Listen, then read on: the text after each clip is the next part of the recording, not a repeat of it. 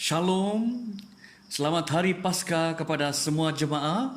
Damai Kristus menyertai Anda semua. Christ is risen. Hallelujah. Christ is risen indeed. Let us come to worship Him and serve Him. Saudara-saudari, hari ini saya ingin mengungsikan firman Tuhan dengan tema Kuasa Kebangkitan Kristus. Teks pembacaan ialah diambil dari Injil Yohanes bab 20 ayat 19 hingga ayat 23. Mari bersama membacanya, dimulai ayat 19. Ketika hari sudah malam pada hari pertama minggu itu, berkumpullah murid-murid Yesus di suatu tempat dengan pintu-pintu yang terkunci karena mereka takut kepada orang-orang Yahudi. Pada waktu itu datanglah Yesus dan berdiri di tengah-tengah mereka dan berkata, "Damai sejahtera bagi kamu." Dan sesudah berkata demikian, ia menunjukkan tangannya dan lambungnya kepada mereka.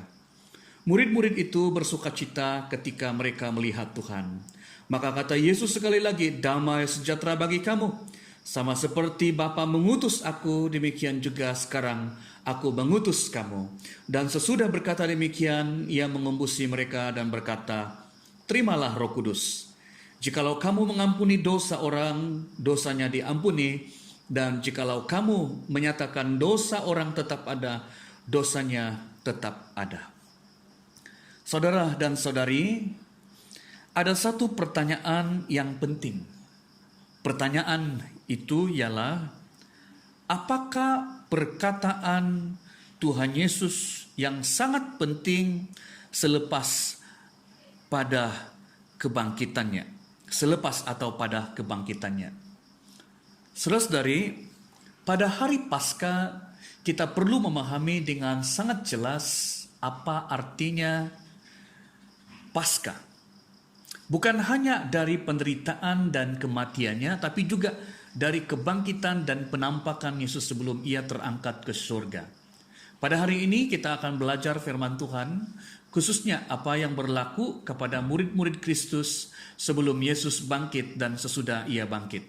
Bagaimana gereja sebelum Yesus bangkit dan bagaimana gereja setelah kebangkitan Kristus. Yang pertama, sebelum kebangkitan Kristus. Sebelum kebangkitan Kristus, kita dapat melihat sikap murid-murid Yesus ketika menghadapi cabaran iman. Yang pertama, kita melihat ada di antara mereka menyangkal. Kita tahu siapakah murid yang menyangkal itu. Yang kedua, ada di antara mereka mengkhianati. Yang ketiga, pada waktu Yesus ditangkap, semua murid meninggalkannya dan melarikan diri karena mereka sangat takut kalau mereka juga akan ditangkap dan dibunuh seperti Yesus. Mereka hidup dalam ketakutan, apalagi ketika Tuhan Yesus sudah mati. Mereka tidak ada pengharapan lagi. Orang yang mereka harapkan boleh menjaga, menyelamatkan mereka selama ini, tetapi justru orang yang mereka harapkan itu telah mati. Oleh karena terlalu takut, mereka mengunci diri, mengurung diri. Bayangkan jika selamanya mereka mengurung diri, apakah yang jadi kepada mereka? Yang pertama, sudah pastilah Injil tidak dapat disebarkan. Dan kedua, mereka akan mati karena mereka tidak mendapat sumber makanan. Karena mereka sangat takut dengan orang Yahudi yang sebenarnya mencari dan ingin membunuh mereka. Kehidupan murid-murid Kristus sepertinya sudah terkubur. Ini pengalaman yang sangat berat dan menyiksakan hidup mereka. Saudara-saudari, apakah penyebab utama murid-murid Kristus tak dapat menjadi berkat setelah Yesus mati? Ya, malah mereka terkunci, terkurung. Selama ini murid-muridnya hidup bersama-sama dengan Yesus dan pasti banyak belajar daripada Kristus. Tetapi kenapa ketika Kristus mati, hidup mereka terkurung? Selama ini mereka dekat sepatutnya merekalah orang yang paling mengerti ajaran Kristus. Pada waktu Yesus bersama-sama dengan murid-muridnya, ia selalu menyatakan kepada murid-muridnya bahwa dia akan mati tapi akan bangkit pada hari yang ketiga. Di manakah pengertian mereka sebelum ini? Saudara-saudari, sama seperti murid Kristus, kita juga berhadapan dengan situasi kehidupan yang berat, khususnya ketika kita hadapi COVID-19 pada hari ini, di mana ketika kita dalam situasi ataupun keadaan yang paling sukarlah akan menguji sejauh mana pengertian kita tentang firman Tuhan selama ini, sejauh mana iman kita. Ini yang saya katakan, pemahaman kita terhadap firman Tuhan seharusnya kita alami. Supaya dalam keadaan apapun, pemahaman itu, pengalaman itulah yang menolong kita untuk teguh, kuat dalam krisis ataupun dalam pergumulan hidup kita. Saudara-saudari, sebenarnya apakah yang membuat murid-murid Yesus terkurung? Mari kita lihat di dalam 1 Korintus bab yang ke-15 ayat 17. Dan jika Kristus tidak dibangkitkan, maka sia-sialah kepercayaan kamu dan kamu masih hidup dalam dosamu. Kenapakah mereka terkurung? Kenapakah mereka hidup dalam ketakutan yang keterlaluan? Kenapa hidup tanpa harapan? Rupanya yang menjadi penyebab utama ialah mereka masih diikat oleh kuasa dosa, iblis dan maut. Saudara-saudari, seseorang yang jiwanya masih diikat oleh dosa, maut dan iblis tidak akan pernah memiliki kedamaian. Dan orang yang belum memiliki kedamaian tidak akan pernah dapat mengkabarkan kedamaian. Perhatikanlah kehidupan murid-murid Kristus. Mereka tidak dapat mengkabarkan berita baik karena mereka masih diikat oleh kuasa dosa, maut dan iblis. Jangankan memberitakan kabar baik, sedangkan menjalani kehidupan seperti biasa pun tak dapat. Inilah kehidupan murid-murid Yesus sebelum kebangkitan Kristus.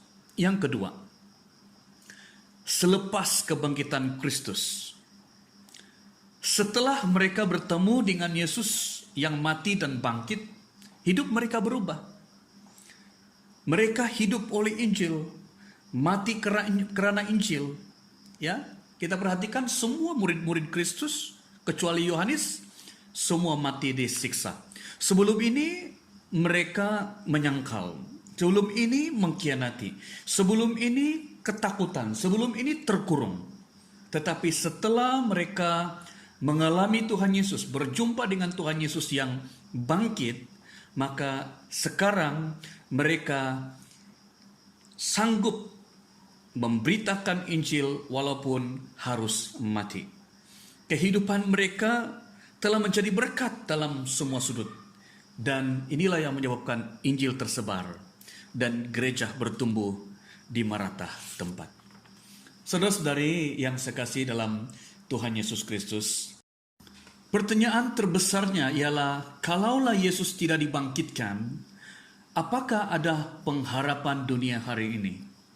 Apakah ada gereja sampai hari ini? Apakah berita Injil tersebar dan apakah Injil masih hidup hari ini?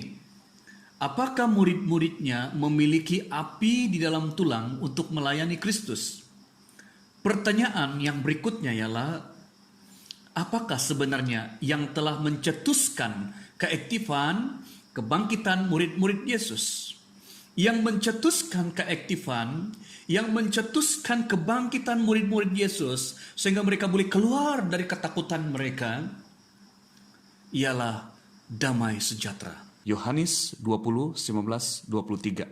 Ya, kita boleh melihat ada dua kali Yesus mengatakan kepada murid-muridnya. Ya, ketika itu murid-muridnya berada di dalam rumah yang terkunci. Ya, rumah yang terkunci dalam keadaan yang takut. Ya, Kemudian tiba-tiba Yesus ya menembusi dinding ya rumah yang mereka tinggal itu dan mengatakan kepada mereka, damai sejahtera bagi kamu ya. Damai sejahtera bagi kamu.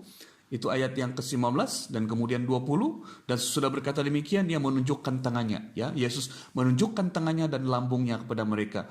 Dan kemudian murid-murid Yesus bersukacita sekali karena mereka melihat Tuhan yang bangkit ya. Kemudian Yesus sekali lagi mengatakan, damai sejahtera bagi kamu. Sama seperti Bapa mengutus aku, demikian juga sekarang aku mengutus kamu. Saudara-saudari yang saya kasih dalam Tuhan Yesus, damai sejahtera yang diberikan oleh Yesus Kristus. Yang pertama ya, yang pertama ialah pelepasan atau pembebasan dan pemberian sukacita. Kita boleh melihat itu dalam ayat 19 hingga 20 ya. Saudara-saudara, kita tahu bahwa ada 3 musuh utama kita, dosa, maut, dan iblis ya.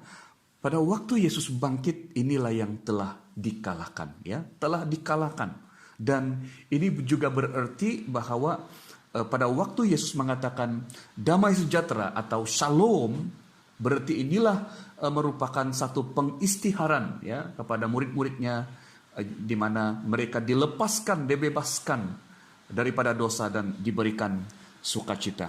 Dan saudara-saudara yang sekasih dalam Tuhan Yesus Kristus, ini menunjukkan bahwa mereka tidak dikuasai oleh dosa, iblis, dan maut lagi ya. Nah, saudara-saudara yang sekasih dalam Tuhan Yesus, setelah Yesus mengucapkan damai sejahtera, kita boleh melihat bagaimana reaksi murid-murid Yesus di ayat yang ke-20 ya. Dan sesudah berkata demikian, ia menunjukkan tangannya dan lambungnya kepada mereka. Murid-murid itu bersukacita ketika mereka melihat Tuhan. Mereka mengalami Tuhan Yesus, mereka mengalami pembebasan. Sebelum ini mereka terkurung, tetapi ketika mereka diberikan damai sejahtera daripada Yesus Kristus, mereka mengalami damai sejahtera. Saudara-saudara, kunci ya kebebasan, kunci keluar daripada ketakutan, kunci untuk mengalami kedamaian dalam kehidupan, kunci dalam pelayanan adalah mengalami damai sejahtera. Kunci kehidupan ya adalah mengalami damai sejahtera. Saudara-saudara, yang kedua ya, damai sejahtera yang pertama ialah melepaskan, membebaskan mereka daripada dosa ya, dan sudah tentu ini juga untuk kita. Damai sejahtera yang Yesus ucapkan pada waktu Yesus bangkit ini memberi pelepasan, memberi pembebasan kepada kita semua terhadap dosa yang menjadi musuh utama kita, yang mengikat hidup kita ya. Dan yang kedua saudara, damai sejahtera bagi kamu sama seperti Bapa mengutus aku, demikian juga sekarang aku mengutus kamu. Ini kita boleh melihat dalam ayat 21. Ini yang saya bilang saudara, yang kedua ini pengutusan dan pemberian Roh Kudus. Saudara-saudara, karena Kristus yang tersalib terkutuk untuk menanggung kutuk kita, sehingga kita dibenarkan masuk ke ruang Maha Kudus, diampuni, dibebaskan, diselamatkan. Tanpa Kristus yang terkutuk oleh kita, kita masih dibelenggu, diikat, terpenjara, dan pada akhirnya akan menanggung hukuman maut. Inti pengutusan Yesus untuk kita yang telah dibebaskan yaitu Kristus yang tersalib dan dibangkitkan dan bukan yang lain. Kita yang diselamatkan dibenarkan oleh Kristus yang terkutuk, pasti kita meninggikan namanya dan bukan nama sendiri. Yang kami beritakan adalah Kristus yang disalibkan. 1 Korintus 1:23. Jadi inti pelayanan ataupun kehidupan kita ialah Kristus yang disalibkan, saudara. Ini yang kita beritakan ya. Tuhan Yesus mengutus kita, damai sejahtera bagi kamu. Yang pertama, dia melepaskan kita, dia membebaskan kita daripada dosa. Dan kemudian kedua, ya damai sejahtera yang kedua yang Yesus ucapkan ialah mengutus kita. So, mengutus kita ialah, maksudnya ialah dia mau kita memberitakan Yesus Kristus yang disalibkan untuk keampunan dosa kita semua, saudara. Saudara-saudari yang sekasih dalam Tuhan Yesus kemudian di ayat yang ke-22 dan 23, dan sesudah berkata demikian, ia mengebusi mereka dan berkata, terimalah Roh Kudus, jikalau kamu mengampuni dosa orang, dosanya diampuni.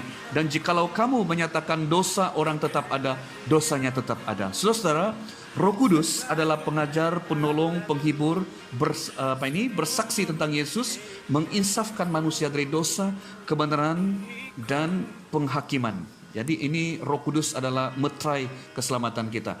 Saudara, pemberian Roh Kudus adalah kuasa orang percaya dalam hidup beriman. Pemberian Roh Kudus adalah kuasa orang percaya dalam pelayanan. Hubungan langsung dengan Tuhan, itulah keaktifan sejati dalam pelayanan. Pemberian Roh Kudus membolehkan kita memiliki hubungan yang akrab dengan Tuhan, dan perhubungan merupakan kuasa ya dalam kehidupan beriman dan pelayanan. Saudara-saudara yang saya kasih dalam Tuhan Yesus Kristus, kenapakah gereja tidak dapat menjadi berkat? Apakah yang telah mengunci dan mengurung gereja? Apa yang mematikan gereja, saudara? Ketika gereja belum menerima sejahtera, akan kehilangan damai sejahtera. Saudara-saudara, gereja tanpa damai sejahtera terkurung ketakutan. Gereja tidak dapat aktif oleh karena ini. Siapakah yang dapat melepaskan kita daripada ketakutan ini, saudara? Siapakah yang dapat melepaskan orang-orang yang terkurung dalam penjara maut? Yesuslah damai sejahtera kita. Saudara-saudara, dalam keadaan isu wabak COVID-19 pada hari ini, pastilah ada ramai di antara kita yang hidup dalam ketakutan. Tetapi saya mau bilang bahwa Yesus memberikan kita damai sejahtera. Ini menyatakan kepada kita bahwa tidak ada yang mampu menguasai hidup kita lagi, ya.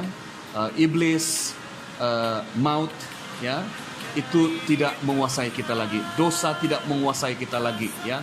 Justru inilah yang merupakan musuh terbesar kita. Yesus telah kalahkan, dan itu berarti apapun dalam kehidupan dalam dunia ini, kita tak perlu takut lagi, ya, karena apabila Yesus bangkit, ya, berarti semua dalam dunia ini, apapun penderitaan, apapun masalah kita dalam dunia ini, Tuhan Yesus sudah kalahkan. Biarlah kuasa kebangkitan Kristus ini kita rayakan dalam kehidupan kita sampai selama-lamanya. Dan ingatlah, ya, ingat Yesus ketika kita ada masalah.